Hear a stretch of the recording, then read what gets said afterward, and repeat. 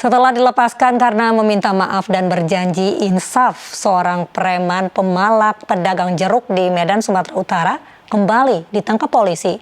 Polisi bahkan menyita senapan angin yang sering dibawa pelaku untuk menakut-nakuti pedagang. Ya gimana? Bentar lah, pagi dia. Preman pasar ini kembali memalak pedagang jeruk di Pasar Martubung, Kota Medan, Sumatera Utara. Ia kembali berulah dengan menuntut uang kebersihan sebesar Rp2.000 kepada puluhan pedagang yang menggelar lapak dagangan di Pasar Martubung.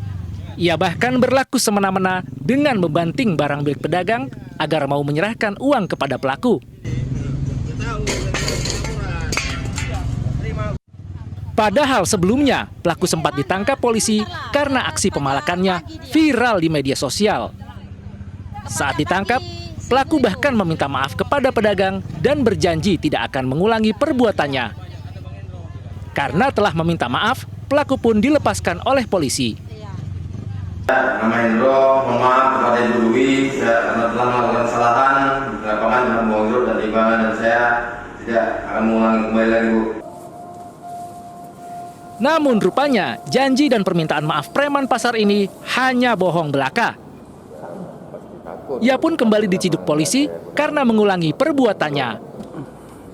Polisi juga menyita senapan angin yang sering digunakan pelaku untuk menakut-nakuti para pedagang. Pada saat kejadian terakhir ya, yang sempat viral, itu si tersangka datang ke pasar meminta uang kebersihan kepada si korban seraya melakukan pengancaman dengan menggunakan sepucuk senjata angin, ya, senapan angin. Sempat melakukan pemukulan terhadap barang-barang yang ada, ya, sehingga satu unit timbangan milik si korban jatuh. Kini preman pasar ini terancam hukuman 9 tahun penjara.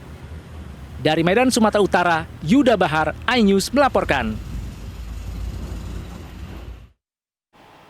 Polisi menangkap perampok sopir truk di Palembang, Sumatera Selatan. Para pelaku berpura-pura jadi polisi dalam menjalankan aksinya.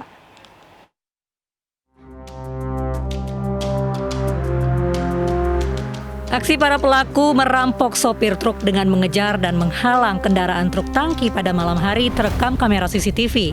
3 orang langsung menyuruh sopir truk tangki untuk turun dari kendaraannya. Modus para pelaku dengan berpura-pura menjadi polisi sambil menanyakan surat jalan.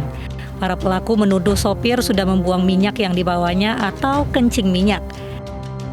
Namun korban berhasil kabur dari tipu daya para pelaku dan melaporkannya ke polisi. Korban kan ditangkap oleh Sapam. Ya. Pas diserah ke Sapam, dia anggota langsung diserah ke Sapam. Seperti apa dia bilang? Pakai KTA. Pakai KTA. Ya, seperti apa dia bilang? Dia bilang seperti apa? Pak, kami dari anggota polisian. Kata Sapamnya sudah langsung diserahkannya yang korban itu. Jadi omongannya apa itu?